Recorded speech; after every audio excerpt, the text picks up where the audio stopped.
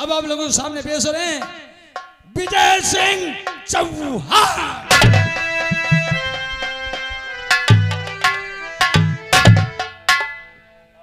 हाँ दोस्तों, सर्वप्रथम हमारा परिचय, हमारा ही नाम है विजय सिंह चौहान। मैं पेशे से पुलिस ऑफिसर हूं और हमारे परिवार में हम हैं और हमारी एक धर्म पत्नी है जिसका नाम है किरण सिंह चौहान। वो पेशे से सरकारी वकील है। और एक मेरा छोटा भाई है जिसका नाम है अजय सिंह चौहान। वो कॉलेज का स्टूडेंट है। हमारे परिवार में 3 लोग हैं और बड़े प्यार बड़े भाव के साथ रहते हैं। एक दिन का जिक्र है जब हमारा ट्रांसफर जिला बिजनौर से जिला गाजियाबाद कस्बा रतनपुर के लिए हुआ, तो मैंने सोचा कि अगर मैं अपने समस्त परिवार के साथ जाऊंगा तो ड्यूटी करने में मन लगेगा। तो मैंने अपने समस्त परिवार के साथ जिला गाजियाबाद कस्बा रतनपुर सरकारी आवास में रहता हूं और आज मेरा पहला दिन है। आज मेरा पहला दिन है, लेकिन हमारे परिवार की एक खासियत है, जब तक हमारी धर्मपत्नी अपने हाथों से नाश्ता बना करके हमें और हमारे छोटे भाई को अपने हाथों से खिला नहीं लेती है, तब तक वो अदालत नहीं जाती है और मुझे ड्यूटी नहीं जाने देती है। चलना चाहिए, काफी समय हो गया है। मेरी धर्मपत्नी किरण चौहान मेरा इंतजार कर रही होगी। चल करके उससे मुलाकात करना चाहिए और अपने छोटे भाई को आशीर्वाद देना चाहिए, क्योंकि वो कॉलेज के लिए लेट हो रहा होगा। चलना चाहिए। जय हिंद, जय भारत, फिर मिलेंगे।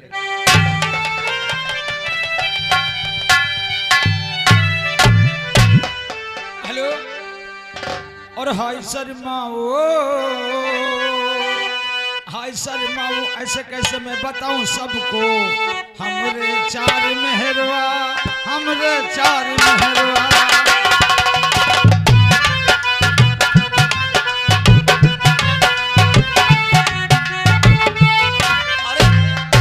काफी आज मैं क्या देख रहा हूं कि आज मेरी धर्मपत्नी किरण चौहान अभी स्नान कर करके तैयार हो रही है। मैंने सोचा नाश्ता तैयार होगा, टेबल पर धरा होगा और चलना चाहिए। अपनी धर्मपत्नी से तो प्यार भरी बातें करना चाहिए। भैया जी राम राम। राम राम, क्या बात है रामू? कोई तकलीफ में हो, मदद कही थी। मेरी मदद तुम करोगे? अरे नहीं रामू, ऐसी कोई बात नहीं। मैं अपने परिवार से मुलाकात करने जा रहा हूँ और तुम लोग यहीं पर ड्यूटी करो, ठीक है? जी मालिक। समझ गए? हाँ। यार मेरे प्यार तो है मेरी जिंदगी, तू नहीं तो जिंदगी क्या है जिंदगी, तू नहीं तो जिंदगी क्या है जिंदगी। ओ साथिया जा, आजा आजा, दो सांसों की डोरी बंधे तो बंधन ये ना टूटे। तू जिस्म है मैं जिंदगी, साथ ये कैसे छूटे। ये जहाया वो जहाया धरती आसमां, हमें तो यूं मिले मिलके ना जुदा। ओ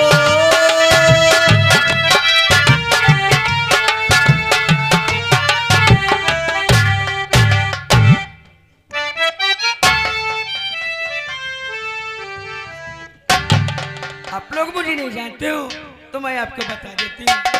मेरा नाम किरण चौहान है। जी हाँ, मेरे जो स्वामी जी हैं वो दरोगा हैं, लेकिन मैं पेशे से वकील भी हूँ। लेकिन मैं इंतजार करती हूँ स्वामी जी जब आएंगे नाश्ता दे दूंगी। और मेरा देवर भी है एक, बहुत छोटा है, बहुत प्यार करती हूँ। जब तक मैं अपने स्वामी को नहीं देखती हूँ मुझे नींद नहीं आती। क्यों? हो मेरे नैना सावन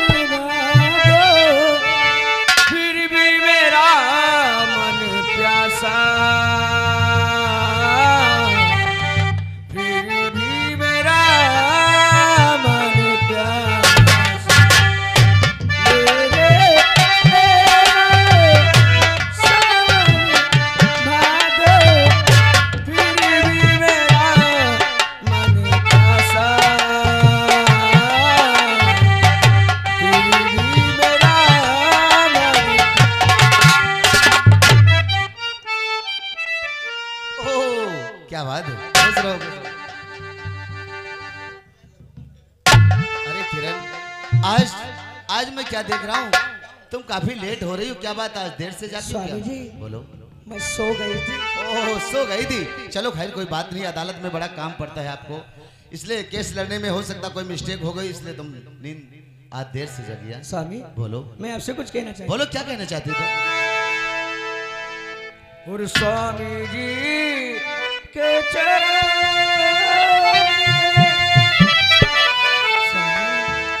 और स्वामी जी के चरण में बसे स्वर्ग हमारा।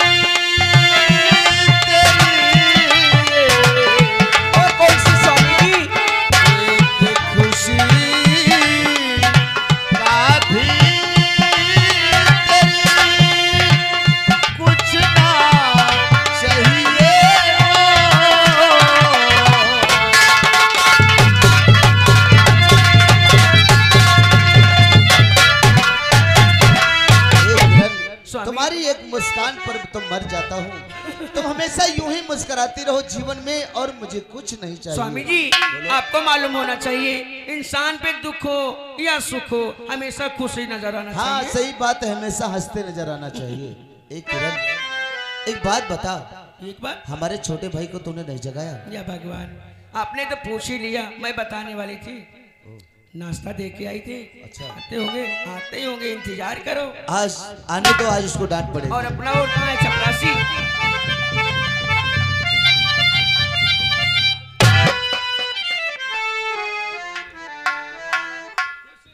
रामू, ए रामू इधर आओ।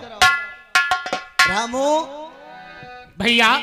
मेरे छोटे भाई, पहले एक बात ये बताओ, तुम्हारी घड़ी कितना बजा रही है? भैया 9:45 हो रहा है। 9:45 हो रहा। तुम्हारा कॉलेज कितने समय का है? कॉलेज तो 10 बजे का है। अरे पगले के 15 मिनट में तो कॉलेज पहुंच जाओगे। रामू चेयर लगाओ। भैया बोलो मेरे भाई। शायद आपको मालूम होना चाहिए, रात में पढ़ाई करता हूँ और सुबह नींद आ जाती है, देखो इसलिए देर में उठता हूँ। देखो मेरे छोटे भाई, पढ़ना लिखना अच्छी बात है, लेकिन समय का विशेष ध्यान रखना जरूरी है। जो लोग समय का ध्यान नहीं रखते हैं, समय आगे निकल जाता है, वो लोग हमेशा पीछे रह जाते हैं। इसलिए हमेशा समय का ध्यान रखो, समय से कॉलेज जाओ, समय से कॉलेज से वापस। बहुत अच्छी बात, आज के बाद ऐसी गलती नहीं होगी। लेकिन इसके साथ साथ मैं आप लोगों से कुछ कहना चाहता हूँ। भैया, अरे भाभी बैठो, क्यों खड़ी हो?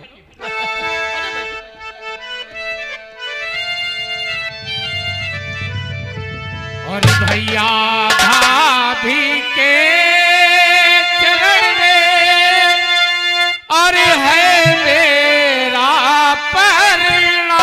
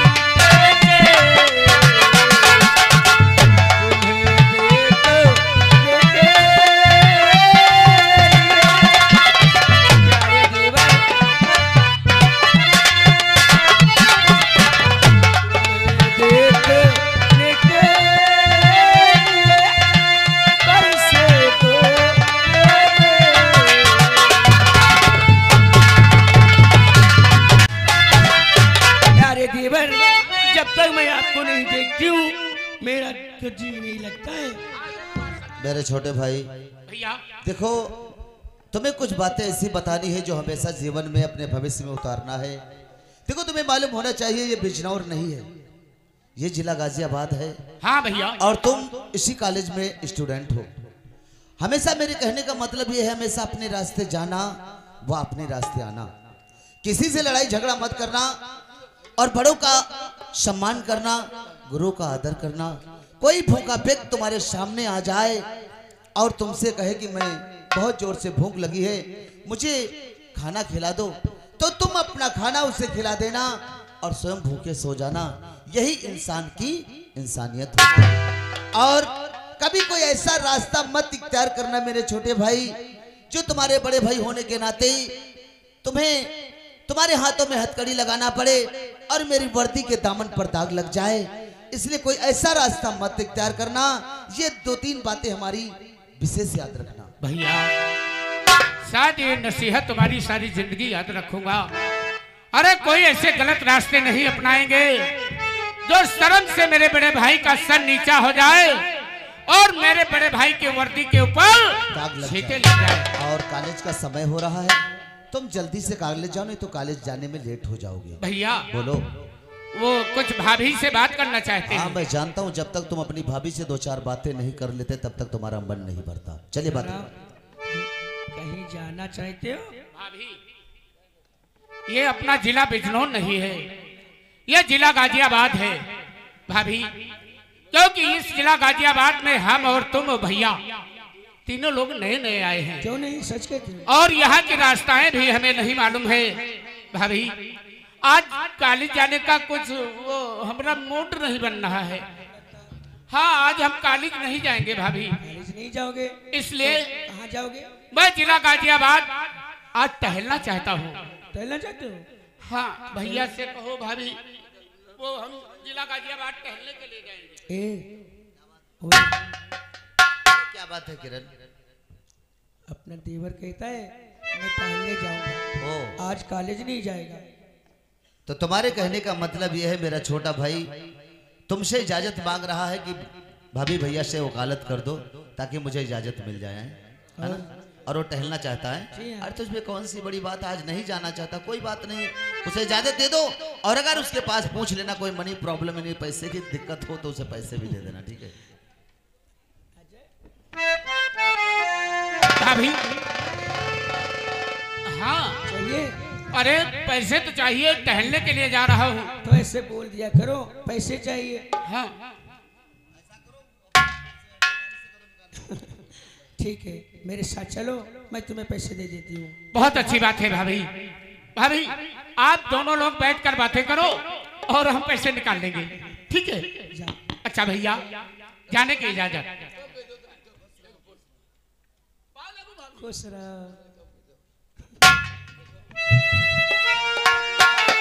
रुको रुको, बात तो भूल ही जाती हूँ। ए किरण सुनो, हाय, मैं कभी कभी सोचने लगता हूँ जो हमारे परिवार में खुशियाँ कायम हैं, मैं भगवान से दिनों रात यही प्रार्थना करता हूँ, या ऊपर वाले ये जो खुशियाँ हमारे परिवार में है हमेशा कायम रखना, इन खुशियों को किसी की नजर ना लगे। कहना चाहती हूँ? कहना चाहती हो तुम? मेरा तो दिल कहता है तुम्हें यार थाने ना जाने दो। तुम थाने नहीं जाने दोगी? वास्तव में आज तुम्हारी तरफ देखना ही भूल गए। और अपने दिल में आज बिठा के रखूं। इतनी डार्क लिपस्टिक हार्ड मेकअप भाई लगाकर किस पे बिजली गिराने का इरादा है?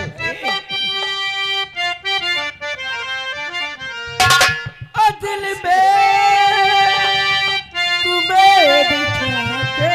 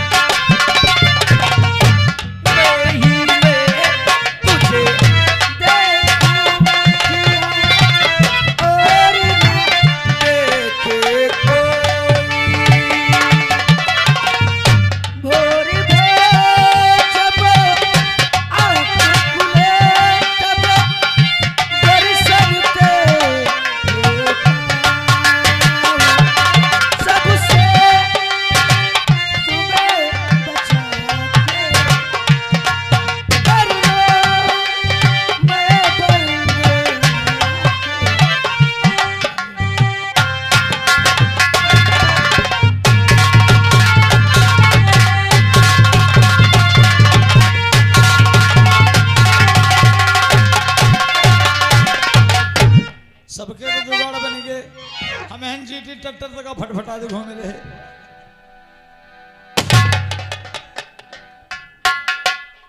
नौकर। हाँ मालिक। हमारा दोस्त विक्रम सिंह हाँ अंगनों की फसल को जलाने के लिए खलिहान को गया था। हाँ मालिक। लेकिन काफी समय बीत चुका, अभी तक नहीं आया है। मालिक बैठिए, आते होंगे।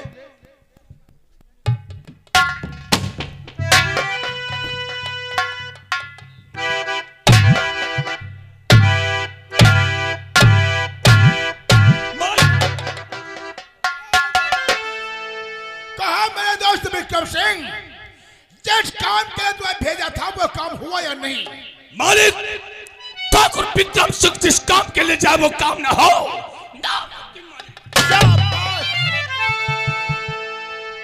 अंगनू किसान की लगी हुई खलिहान की फसल जल करके खाक हो गई। किसान की फसल खलिहान में लगी थी। हम लठों को साथ में ले जाकर उस फसल को जलाकर अब वो एक एक दाने के लिए मोहताज हो गया। जब खाने को घर में दाना नहीं है, भूख से दम निकलेगी, अंगनू किसान आएगा, आपके पैरों पे गिर जाएगा, गिड़गिड़ाएगा, अपने जिंदगी की भीख मांगेगा।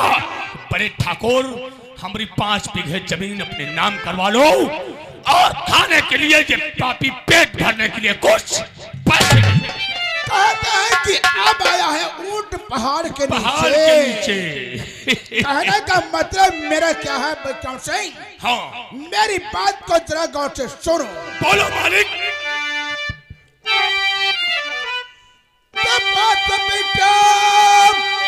हमारी सुनो ध्यान से।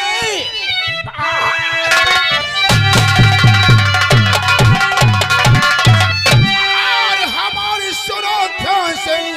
हम चाहकर के मेरा बजा लाइए अंगन की झोपड़ी। चले जाओ तुम, सारा पैसा हमारा। तो जब से और मैं तो ठाकुर हवेली में तुम, और मैं तो ठाकुर हवेली में तुम जाकर तुम्हारा बजा लाऊंगा। देखा जाएगी तो और अगनवास में जब खजाने में सारा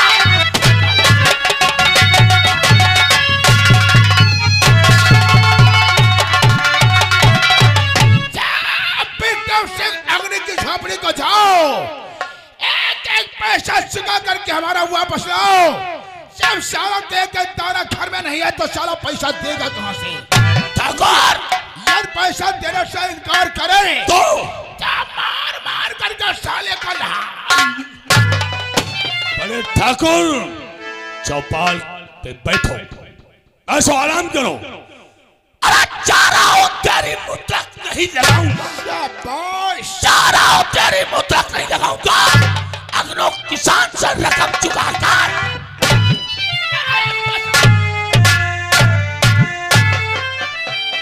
जा साले अंगनो किसान, तुमने 5 बीघा जमीन हमें न दे करके अपनी मौत को दावत दे रखा है। दावत तुझे वो तबाही मचा दूंगा, नहीं तो जिंदगी से साला जी पाएगा और नहीं तो मौसा।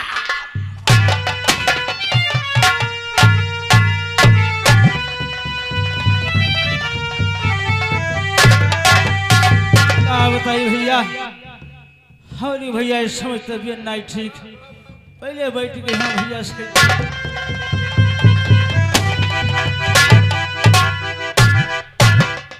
नौकर, ये सामने किसकी झोपड़ी दिखाई दे रही है? अंगनू किसान के। अंगनू किसान? हाँ मालिक। वो सामने कौन बैठा है? ये वो अंगनू किसान है। भोसड़ी का चरपैया के ऊपर बैठा है। अब हन साला हुक्का पी आज जबकि ये देख रहा है हाँ। कि छोटे ठाकुर हमारी तरफ आ रहे हैं, हाँ। लेकिन साला चरपैया से नीचे नहीं उतरता है। हाँ। चलो इसकी झोपड़ी पे इसका सवाब।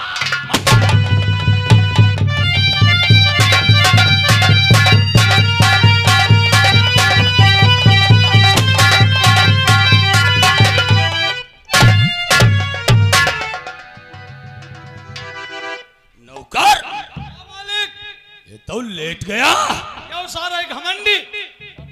इसका घमंड तो हम चूर करेंगे। हाँ। जब जब की आंखें फाड़ फाड़ कर देख रहा था छोटे ठाकुर हमारी तरफ आ रहे हैं, लेकिन हमें देखकर ये साला सर झुकाना और चरपैया से नीचे उतरना भूल गया, बल्कि चरपैया के ऊपर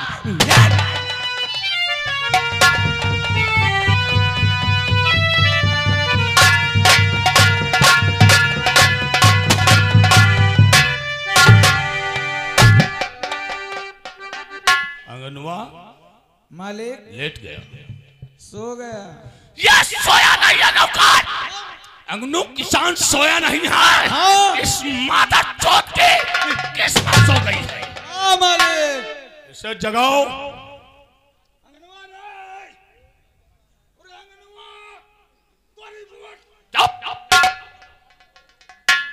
सो गई है नौकर। जागी नहीं मालिक। जागेगा जागेगा, मैं जगाऊंगा।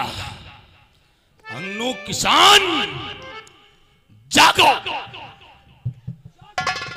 जागो अंगनू, अंगनवा।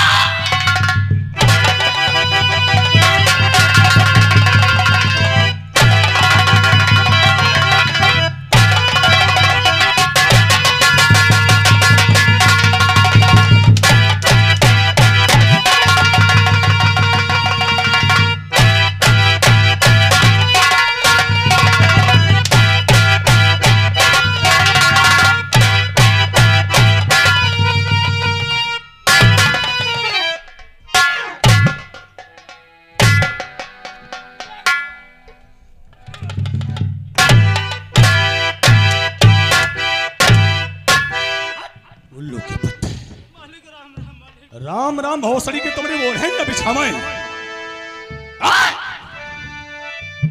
हमें आते हुए देखकर अंगनू चारपाई के ऊपर बैठा था, लेकिन हमें देखकर चारपाई के ऊपर लेट गए।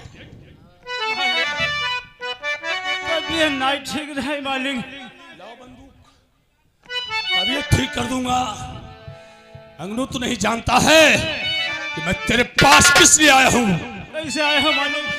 बता दूं? मैं समझाऊंगा और मैं बताऊंगा, तेरी समझ में आ जाएगा। अंगनू, और रकम मेरी तू और पाई पाई अदा कर।